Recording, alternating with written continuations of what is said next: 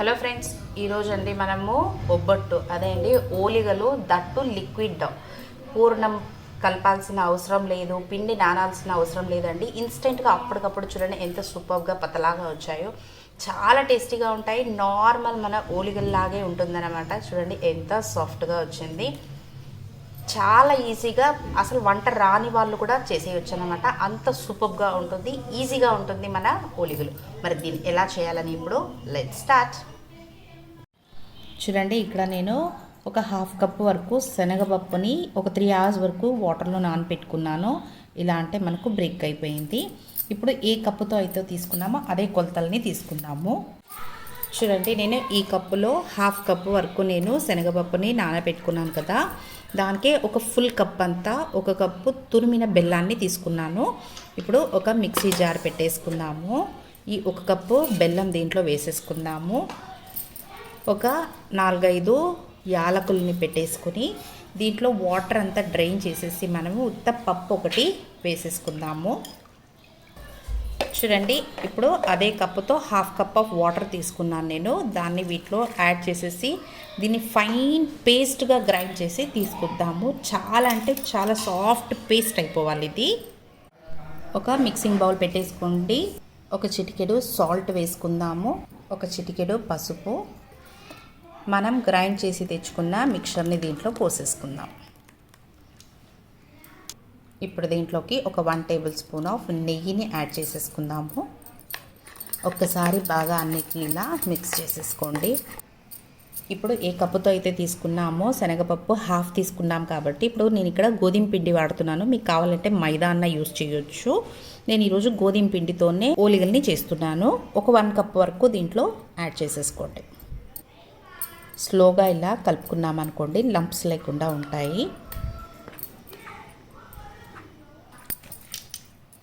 ఇప్పుడు కొంచెం కొంచెం వాటర్ యాడ్ చేసుకుందాము. నేను గ్రైండ్ చేసి తెచ్చుకున్న దాంట్లోనే వాటర్ యాడ్ చేశాను. కాస్త వాటర్ యాడ్ చేస్తూ దీన్ని మంచిగా మనము దోశ బ్యాటర్ లాగా రెడీ చేసుకుందాము. మరీ దోశలాగా పతలాగా చేసుకోవద్దండి, కాస్త థిక్గా ఉండాలి మనకు.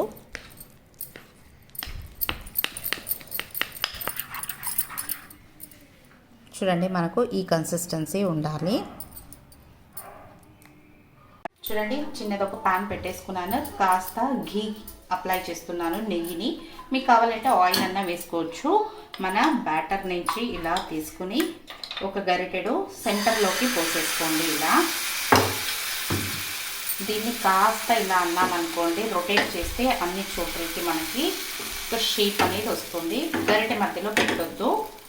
దీనికి ఒక కొంచెం నెయ్యిని ఇలా వేసేసి మనము ఒక లిడ్ కవర్ చేసి లో ఫ్లేమ్ పెట్టండి. పెట్టేసి ఒక 2 minutes వరకు కుక్ చేసుకోండి. చూడండి, ఆఫ్టర్ 2 minutes ఓపెన్ చేసేసి ఒక సైడ్ మనకు కుక్ అయిపోయి ఉంటుంది. స్లోగా దీన్ని ఇలా ఫ్లిప్ చేసుకుందాము. అలా జెంటల్గా ప్రెస్ చేశారనుకోండి, సూపర్గా మన ఓలిగలు వచ్చేస్తాయన్నమాట.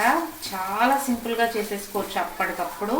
లిక్విడ్ డౌతో పూర్ణం రెడీ చేయాలి. పై పిండి లూజ్ అయిపోయినా, లోపల పిండి లూజ్ అయిపోయినా ఓలిగలు బాగా రావు మనకు. బట్ ఇది చాలా ఎక్సలెంట్గా వస్తుంది. అప్పటికప్పుడు ఇన్స్టెంట్, చాలా ఈజీగా క్విక్గా చేసేసుకోవచ్చు.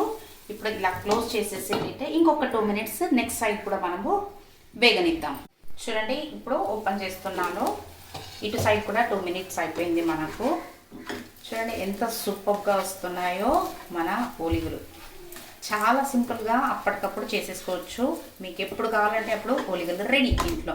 నచ్చిందా మీకు కూడా? అయితే మీరు కూడా ఒక్కసారి తప్పకుండా ట్రై చేయండి. మీకు ఎలా వచ్చిందని నా కమెంట్లో తెలపండి. నా ఛానల్ని సబ్స్క్రైబ్ చేసుకోండి. This is learn with Geetha. Thank you for watching.